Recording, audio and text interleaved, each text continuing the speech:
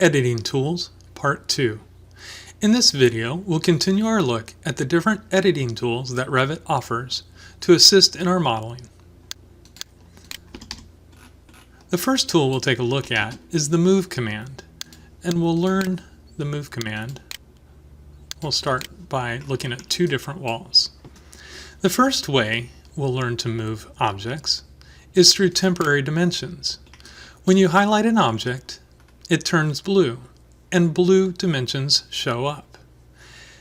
Remember, in Revit, if anything is blue on the screen, that means you can edit it in certain ways. You can see in the blue dimensions, the temporary dimensions, that you can control them if you click on the dimension itself, on the measurement. This wall is 28 feet 6 inches away from the other wall. If, for instance, we wanted it 25 feet, we click on the dimension, type in 25, and hit return, and it moves the wall. One note about temporary dimensions is we can make them permanent dimensions, or in other words, we can make it part of the view by clicking on this icon here. And you can see that it turned black. If I click on the screen, it stays. Let's look at that again. I'll highlight it, delete it, highlight the wall, and the temporary dimensions come up. If I click on the screen, they go away. These temporary dimensions are there to help you move the wall. Likewise, they can change the dimension of the wall. You can see that when I changed the length of the wall, it went from the center line. If I have a wall that's connected to another wall, to change the length of that wall, it will go from the end that is highlighted. One way I like to think about this is if I want to change the length of this wall, many times students try to highlight that wall to change the length of it. However, I think of it this way. If I want to change the length of this wall and it's actually attached at one end or the other, the question I ask myself is, which end do I want to make longer or shorter? That's the wall that I want to click. So if I want to change the length of that wall, I'll actually highlight this wall, and therefore it'll move this end. And now I can change it to 35 feet or whatever, and it grew in this direction. Take note that even if I make that dimension permanent, I can still highlight that wall, and the length itself in the dimension string is still blue, and I can control it.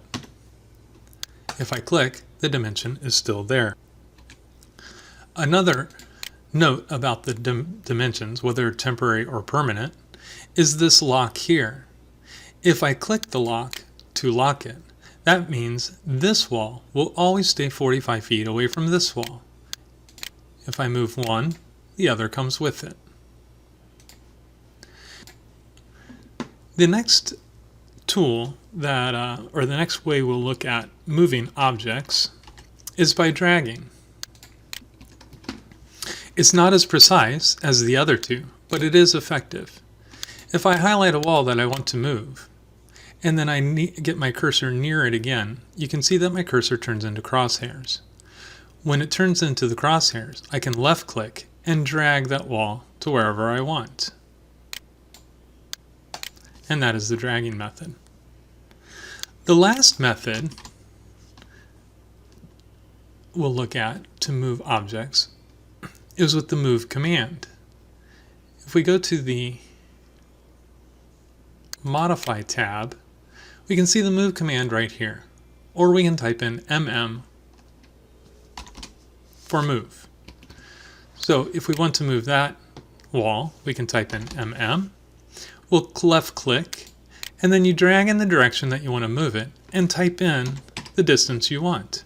Hit return, and it is moved 20 feet.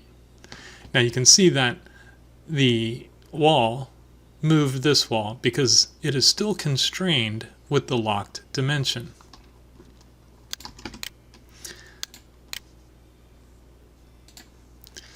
When you're moving objects,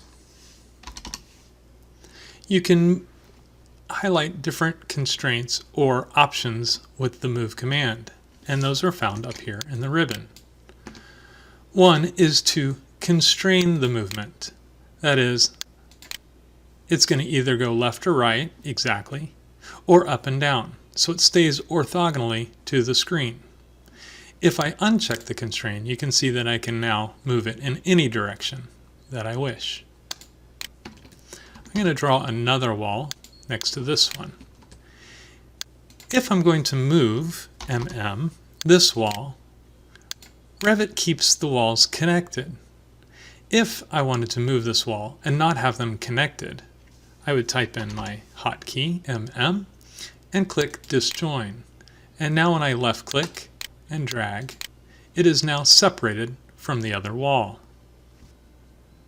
The last item we'll look at in regards to moving is when we have two walls or more that are attached at a corner. If you want to move the corner, you can do that by highlighting both walls.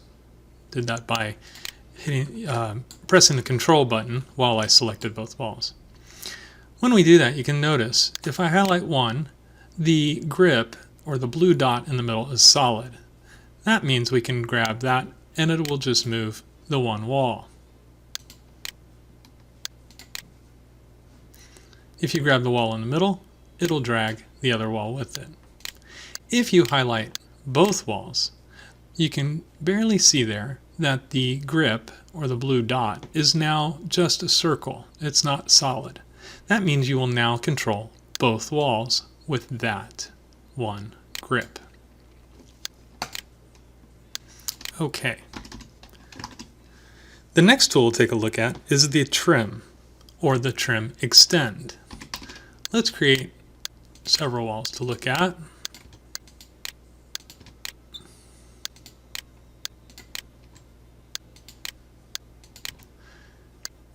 And we'll draw one wall horizontally. The trim command, again, is on the Modify tab, Modify panel, and it is this button here, the Trim or Extend to Corner. There are two other options that come with this, and that is the Trim Extend to a single element, or the Trim Extend multiple elements. We'll start with the Trim Extend to a corner. The hotkey for that is TR. The idea to remember here is you're going to select the walls that you want to trim together, and you want to select the portion of the wall that you want to keep. If I select this wall and I hover over this one, Revit gives you an indication of what will happen when I left click again. You can see the green dashed lines. If I click, it trims and extends to a nice corner. If I'm going to do a trim or extend to a corner between this wall and this wall, TR is the hotkey, left click. If I select this wall but lower than this wall, you can see that it will make a corner turning downwards. If I move my cursor up, it will make a corner to the up direction. The next trim extend command is the trim or extend to a single element. We'll click that. That will bring the wall to another wall.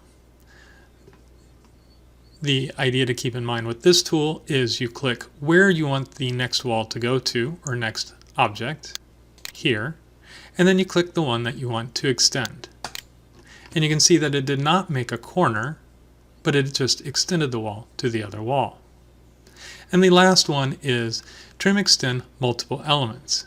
Again, when you click this, you click the wall that you want the other objects or walls to connect to, and now you can click multiple to extend or trim to it. Now let's take a look at the rotate command. I will model one wall. I'll select that wall, and up here is the rotate command. Or you can type in RO for the hotkey. Once you select the wall and type in RO, you get a center of rotation. That is that blue dot. By default, Revit will put that right in the center of the object or group of objects that you have highlighted to rotate. The next thing you can do to rotate your highlighted or selected object is left-click anywhere on the screen and drag in the direction that you want to rotate it. You can left-click here, or you can type in the degree, and that's how you rotate. Let's back up.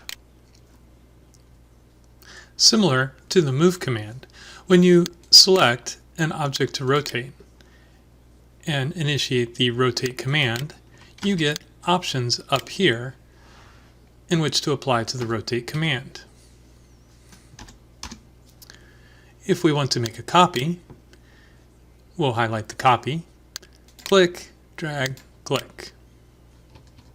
And now you have a copy that is rotated. The last option we'll take a look at with the rotate command is disjoin. Very similar to move, if you disjoin an object while rotating, it will break from any object that it is attached. If we select this wall, go to our rotate command, and we rotate it in this direction, you can see that this wall was extended to meet it. If we didn't want that wall to follow along with the rotation, we can click the disjoin and rotate, and you can see that they're broken. One thing I forgot to mention is the center of rotation. If we select a group of objects that we're going to rotate, you can see that Revit puts the center of rotation in the center of these groups. But if you want to move that center of rotation, you can left click and hold down the left click and drag that to a new position. And now the rotation will happen from this point. This is helpful often when you want to rotate a wall from the end of the wall. You can drag that grip, and now you can rotate the wall from the end. The next tool we'll take a look at is the mirror tool. We'll continue with walls, and in this case we will draw or model two walls. A mirror command is what it sounds like. It will mirror an object around an axis, and you can either draw that axis or you can use another object for that axis. The two types of mirror commands are found on the Modify tab, Modify panel, and are these two icons here. One is to mirror around another object, and the one with the pencil is where you draw your own axis. If we highlight and select this wall, we can mirror this wall around this wall. So we'll click on this icon and pick this wall as the axis. And you can see that it placed it over here and copied it. If we put a door in that wall, and we select the wall and mirror it around this wall, it mirrors the door along with it. The other mirror command is where you draw the axis. If we select that wall and we pick the one with the pencil, the mirror command with the pencil, then we can draw our own axis. And the mirror command does not have to be orthogonal. You can draw the axis on a diagonal, and you can see that it mirrored around that diagonal axis.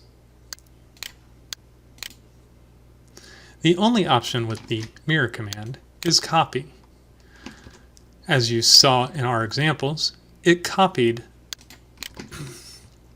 the object or objects that we were mirroring.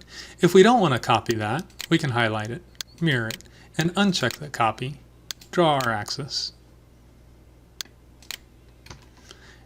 and it deletes the original one and leaves the new one. The last thing I'll mention about mirroring objects is objects that need a host. Doors and windows, for example, need a wall to be hosted. You cannot mirror a door if it does not have a host to come with it, and you get a warning. The next tool we'll take a look at is the offset tool.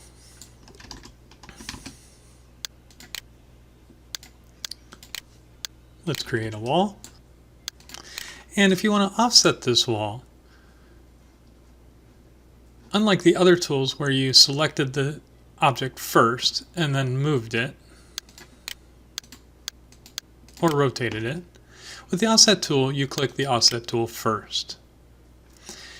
Once you initiate the offset tool, you can look up here for your different options. You can make a copy as you offset it.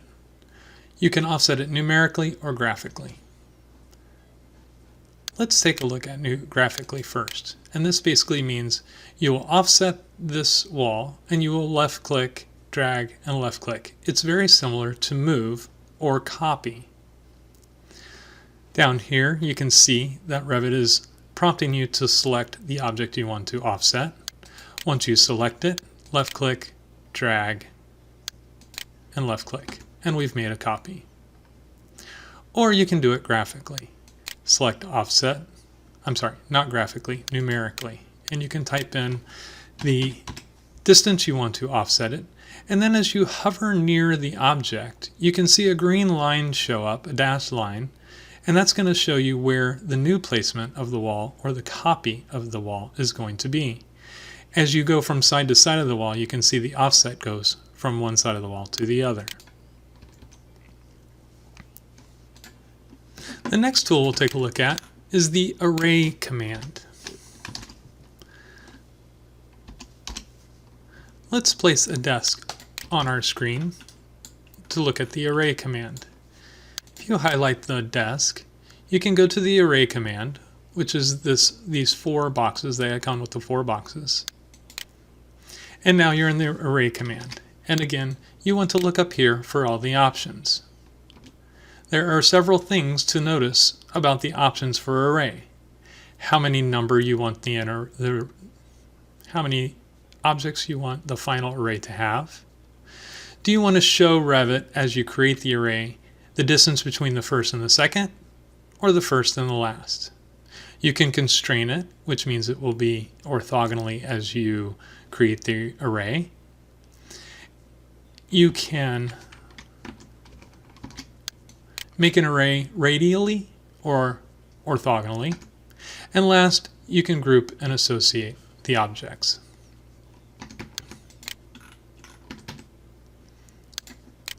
So we'll go back to our array command. For now, we'll do a rectangular or linear array. Let's go ahead and make 6 objects, and we'll show the distance from the first to the second. Now that desk is 3 foot 8 feet long, so we definitely want to make an array between the first and the second more than that. So 6 is fine, and you can see that there are 6 desks lined up. Now, the icon that you see here and here, along with the line pointing to each desk, this is because the Group and Associate checkbox was selected. What this allows us to do is go back and modify the number in the array for the objects that we have. It is a handy tool to use. If I did not do the Group and Associate, let's go back.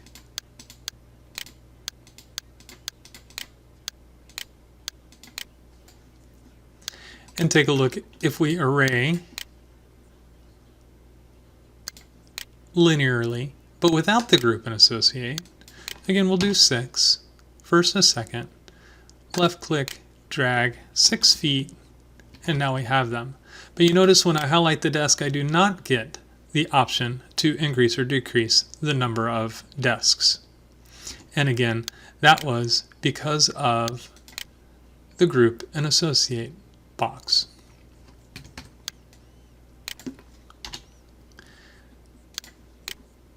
Array command, linear.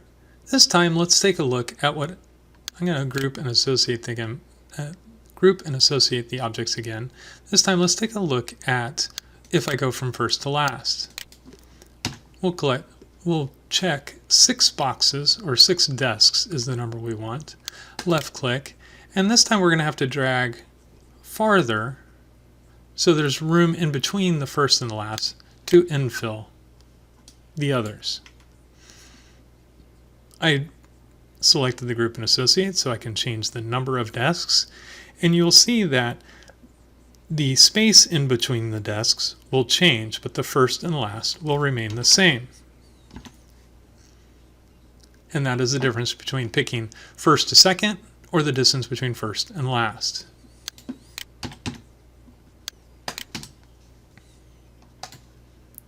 Now let's take a look at the radial array.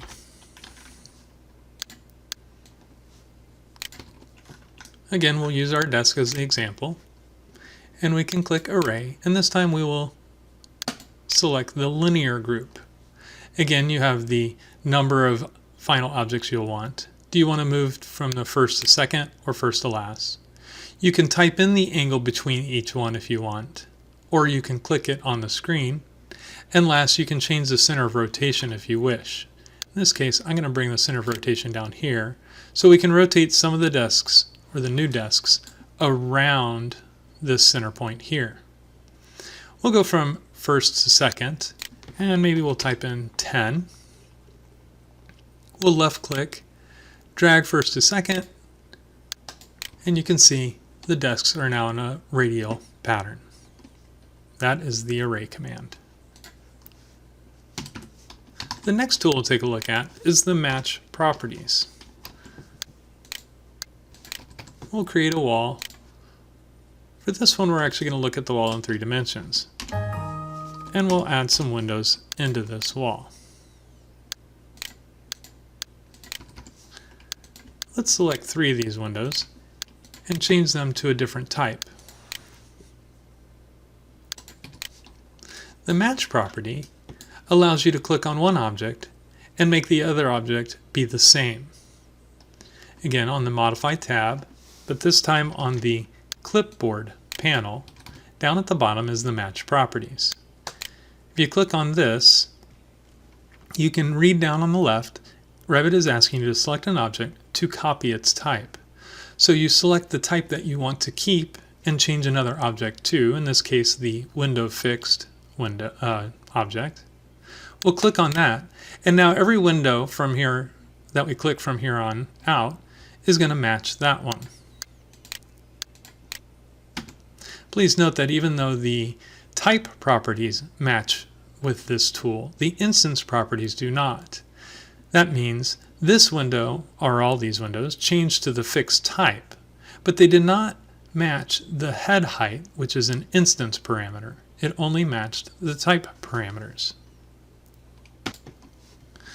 If we wanted the windows to all line up, we might use our next tool. That is the Align tool, or AA.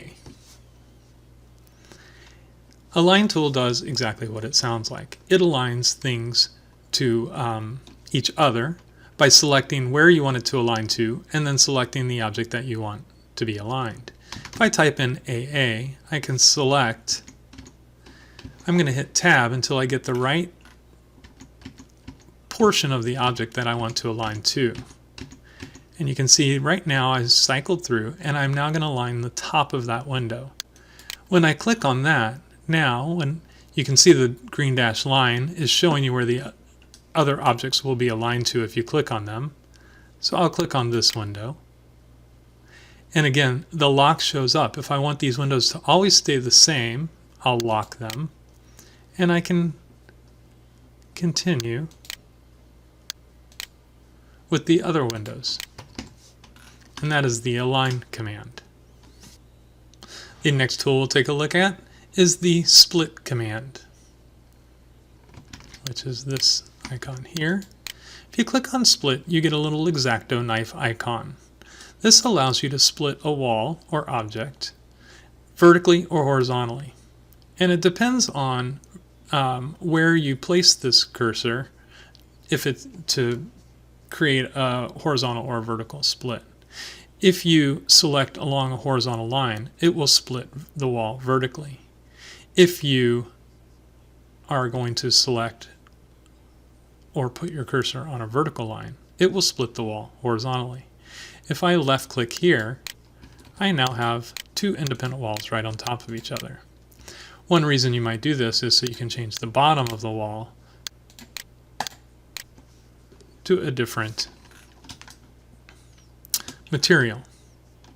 Or you can split, I typed in SS for my hotkey, vertically, and now you might want to be able to make this wall taller. If we go to floor plan view, I'll show you how you can split a wall and make them two independent walls. The splits that we did previously still have this wall acting as one. If I select the wall and I move it, the entire wall goes with it. But there's a tool to allow you to split the wall and have them act independently, and that is the tool right next to the one we looked at, and this one's called Split with a Gap. To use this tool, you do the same thing. You highlight a wall and you split it, but now there's a lock, and you unlock that. If you highlight the wall, you still have to unlock again, but now when you move that wall, it'll be independent. If you don't unlock or don't use this tool and you split the wall acts as one. One type of split is to change the height of a single wall or a portion of a single wall, or change materials. And the other type, the split with a gap, is to allow the two walls to be independent. Now let's take a look at the pinning command. A pinning command allows you to lock an object's location in space. We took a look earlier at locking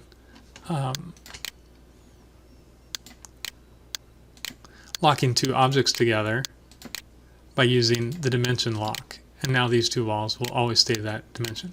But they can still move around in space. What the pin tool does, which is on the Modify tab, on the Modify panel, and it's up here, it's the little thumbtack or the no thumbtack. So it's kind of like a toggle. One, you pin an object, or two, you unpin an object. It will keep the objects in the same location in space, or another way to think about it, in the same location on the paper. I use this often with existing walls that I know are not going to move, or I don't want them ever to move, and I'm going to do a remodel, or with grids. We'll learn about grids later, but they are reference points, and usually they follow along with structure, and you don't want them to move once you've placed them. The way the pinning tool works is if you select your grids and you come to the thumbtack, you can highlight it and you can see the thumbtack show up. So once you have pinned an element, it will not be able to be moved. We'll highlight the grid number 1. You can see that the thumbtack is still there, and you cannot drag it.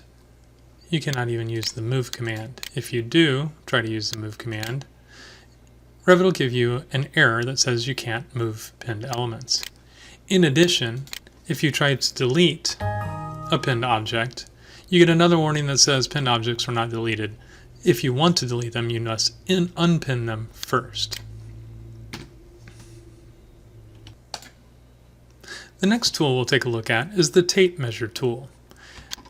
It is also found on the Modify tab, but in the Measure panel, and it is the one that looks like a ruler. If you click on this, you can easily get dimensions between two elements or more on the screen temporarily. If you click the tool, click your first element, drag to your second element, you can see that it's 93.6. There's a chain selection or option for the tape measure. Let's undo the chain command for now and do the dimension between the grids again. And you can see that Revit gives you a dimension up here of the total length. If you check or select the chain option, this allows you to create a single line, and up here will give you the total length of that line. And the last tool we'll take a look at is similar to, it's cut, copy, and paste. and it's similar to many of the programs used with Windows or Autodesk. It is also found on the Modify tab, but now we're going to go to the Clipboard panel. If you highlight an object, you can cut the object, copy the object, or paste the object once you have cut or copy it. I like to use the shortcut keys Control-C for copy, Control-X for cut, and Control-V for paste. If I cut this wall, I can't because it's pinned. If I cut this wall, I can then Control-V and paste it back in a different location. I can also Control-C, copy it, Control-V, and now I have a copy of it. And that's the clipboard.